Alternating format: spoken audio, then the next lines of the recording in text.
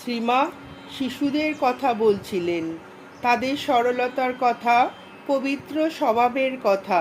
ওই প্রসঙ্গে সুহাসিনী দেবী বললেন, আমি মাকে জিজ্ঞাসা করতে চেয়েছিলাম, সব শিশুর মনেই কি জানার আগ্রহ থাকে? কোনো কোনো ছেলে মেয়েকে দেখি কেমন যেন জবুথুবু। কিভাবে তাদের মনে স্বাভাবিক কৌতূহল জাগানো যায়, কিভাবে তারা স্বাভাবিক ছেলে মেয়ের মতো হবে?